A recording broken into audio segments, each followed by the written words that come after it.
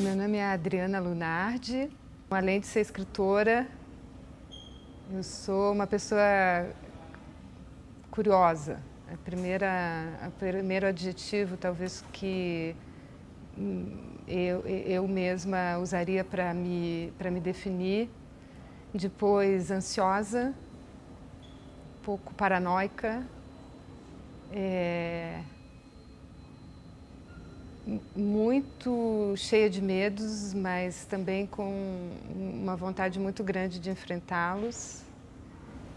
Eu gosto de viajar, gosto de ver paisagens, gosto imensamente de ler e gosto de escrever. Eu acho que eu sou uma leitora atenta. Minha trajetória como leitora é talvez a narrativa mais longa da minha vida, assim, tudo que eu consigo me lembrar dos primeiros livros que eu li e do quantos livros eram importantes na minha vida.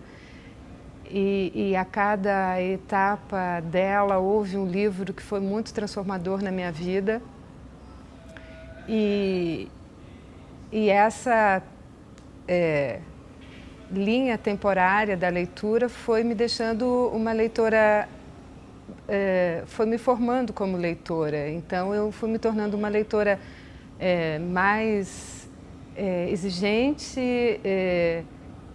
e mais de gosto mais heterogêneo. Eu tenho prazer em ler um livro difícil, por exemplo, tanto quanto eu tenho prazer em ler um livro de gênero, quanto uma ficção de romance policial, algo do gênero. Com o passar do tempo e nessa tentativa justamente de descobrir por que eu me tornei escritora, afinal, eu comecei a me lembrar dos momentos mais aconchegantes da minha infância, que é uma cena muito burguesa, assim, de família, a lareira ligada, minha mãe ali sentada numa poltrona, lendo alguma coisa, e meu pai numa outra poltrona que ele usava para trabalhar, assim, era uma poltrona com 2 braços em que ele punha uma tábua, e nessa tábua ele punha uma máquina de escrever, e atrás dele uma estante de livros. E essa cena eu considero assim a minha cena, a cena que instaurou assim uma certa sensação de conforto com a situação. E a estante que ficava atrás do meu pai era a estante dele, né, dos livros adultos da casa. E com o passar do tempo eu fui me dando conta da importância dessa cena, não pelo que ela só tinha de belo e reconfortante, assim como um retrato mesmo, né, de família, mas do tanto quanto eu sentia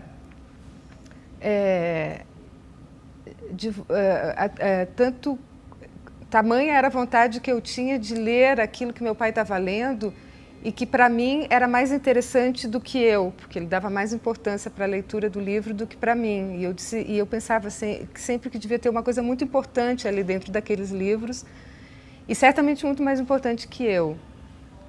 E com o passar do tempo eu percebi que ele tinha razão. Me tornei escritora para que ele pudesse, para chamar a atenção dele, alguma coisa assim. O meu método de trabalho, ele é composto de várias etapas, assim. Num primeiro momento, eu estou vivendo, em geral, a angústia, o luto e a insegurança de ter concluído um livro.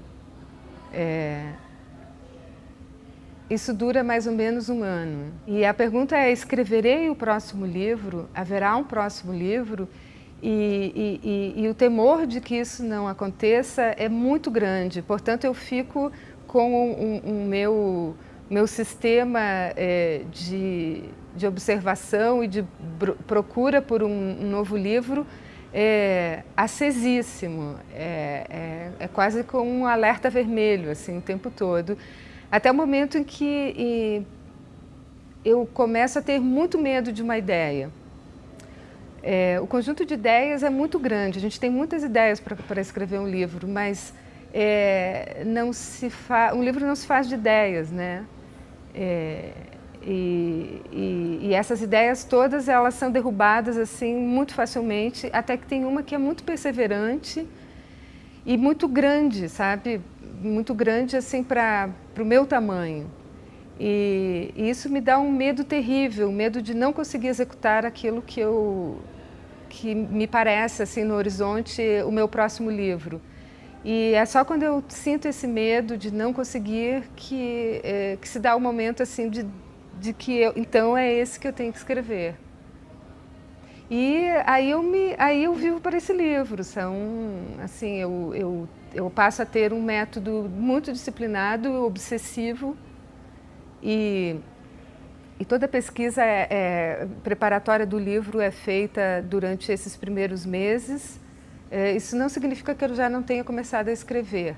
E todos os problemas da minha vida se tornam os problemas do meu livro. Se a lâmpada da casa está queimada, fique queimada. O meu problema é com a frase. A contemporaneidade, para mim, ela é uma dimensão minha, né? Eu estou vivendo nesse tempo, nesse espaço, e não me parece, eu não tenho essa impressão, isso é contemporâneo ou não é contemporâneo, isso é dado para mim, e eu vou me virando com isso. Eventualmente, a contemporaneidade, aquilo que é dito como contemporâneo, me parece muito confortável, tão familiar que esse olhar que diz que é contemporâneo me ilumina algo que me é muito familiar, talvez antigo, assim, em certo sentido. Por outra, eu deparo com mudanças, principalmente mudanças recentes, que eu certamente vejo assim, uma gênese, mas que já não é mais o meu mundo, não será o meu mundo. E eu não fico descontente com isso. Não é uma preocupação para mim o fato de ser, digamos, associada a uma geração literária. Mas eu me sinto muito contente por ter pares. Dentro dessa geração, que pode ser entendida como uma geração, eu acho que eu tenho pares. E eu me sinto muito contente de encontrar pares, porque um escritor, ele de alguma maneira, ele tem que se inventar antes de inventar o que ele escreve.